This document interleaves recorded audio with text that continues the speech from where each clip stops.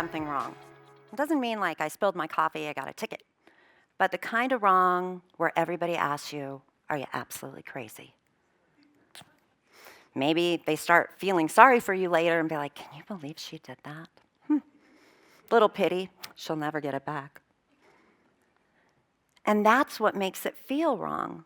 All these decisions, when people actually tell us that they're wrong. So I actually named the title of this talk, Wrong, the first time, called it Authentically Stormy. And TEDx called, rightfully so, and said, we need more of a theme.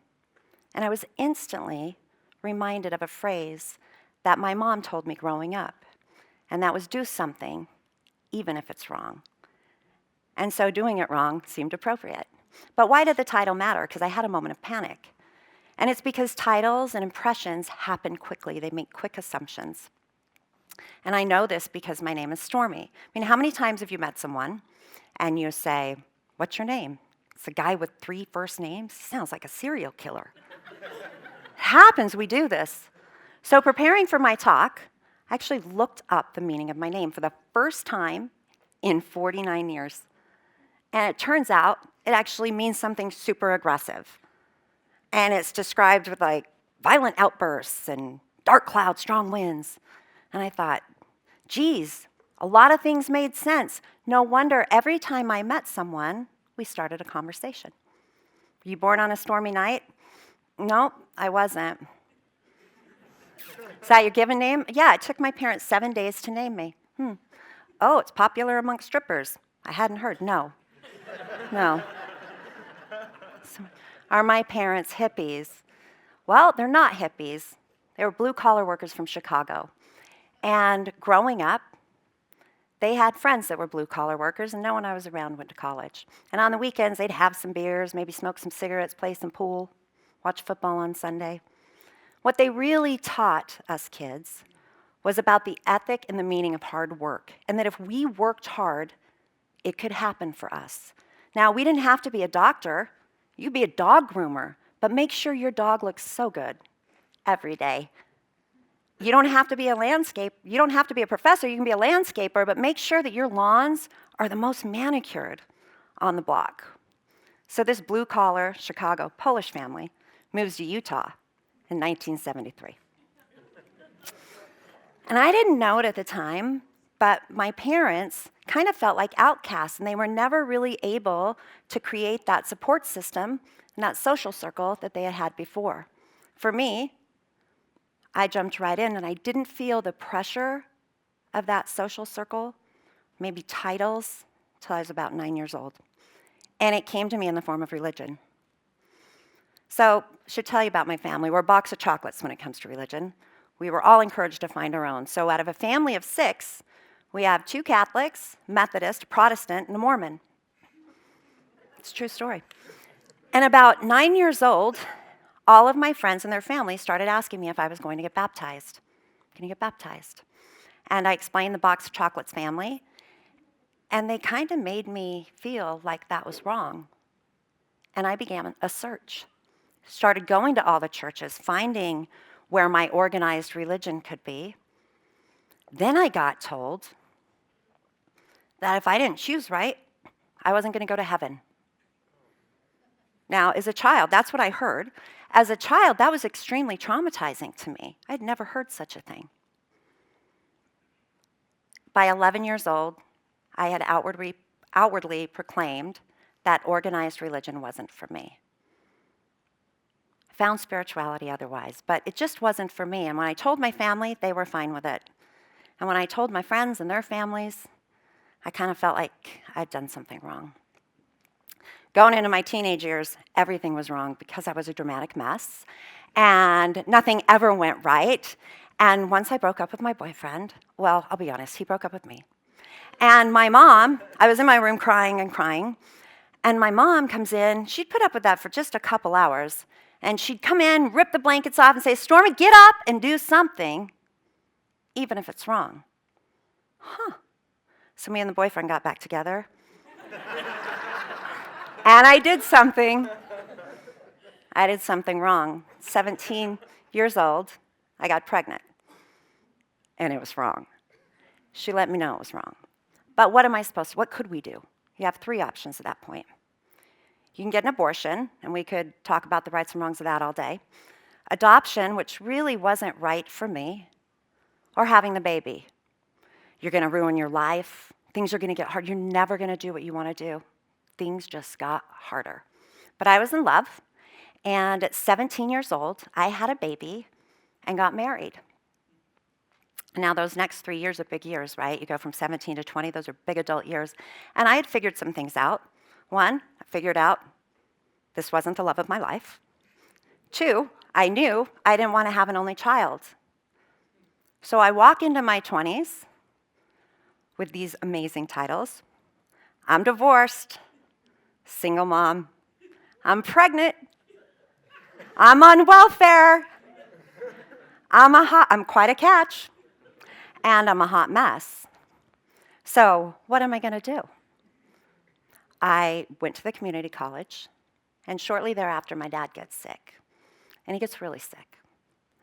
And when this was the man in my life I could count on, by the way, the guy that always came and got me. And within just a few months, he passes away. While that was my first real experience with losing someone I loved, I do think we're equipped innately to deal with the death of our parents. It's just a cycle of life. It's something that's supposed to happen. But what happened next, just 17 months later, my very best friend, my big sister, partner in crime, a ride or die, gets killed tragically in a car accident, and she dies instantly.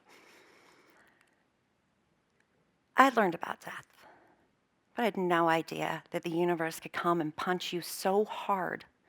You didn't know if you could stand up again. And that's where I found myself, and so did my family. You know, in 18 months, we had lost 33% of what made us a family, and it hurt. We all went trying to figure it out, what we were going to do. And I went to work. That hard work kicked in. And I got this great job. It was an amazing job, but I found that I could go there every day. And for 8 to 10 hours a day, I could dig in, and nobody cared if I was a daughter, single mom, or any of those things. And I'd dig in, and I'd get lost there. Now, it turned out to be one of the very best jobs of my life. We had a great relationship. I learned a ton about business organization and office structure and office politics back in the 1990s as a secretary. So my boss, who I liked, his birthday was coming up. I say to him, "What do you want for your birthday?" And he tells me, and I'm like, and I can't tell you what he said because we'll keep it PG. Now, he didn't get exactly what he wanted, but he did get exactly what he asked for when I placed this head on his desk. You can still buy this at Pier 1. It's out of stock online, but you can still get this on his desk. So, reestablished some boundaries. We had a little chuckle, and we went on to work together for a few years. My 20s were full of grabbing as many titles as I could. I was assistant to the president, on-air radio personality. I was a promotions director, director of meetings and events, and I was just gathering them all up, all in. And in 2001, I find myself in Vegas for a startup. September 11th happens. The startup doesn't. Find myself moving back in with my mom, with my kid, for the second time. And now I was trying to figure out what I was going to do with my life, as we all were after that, and I thought I'm going to do something different. But first, I'm going to go live with my mom for a few weeks and figure it out. So I have about 10 weeks of money.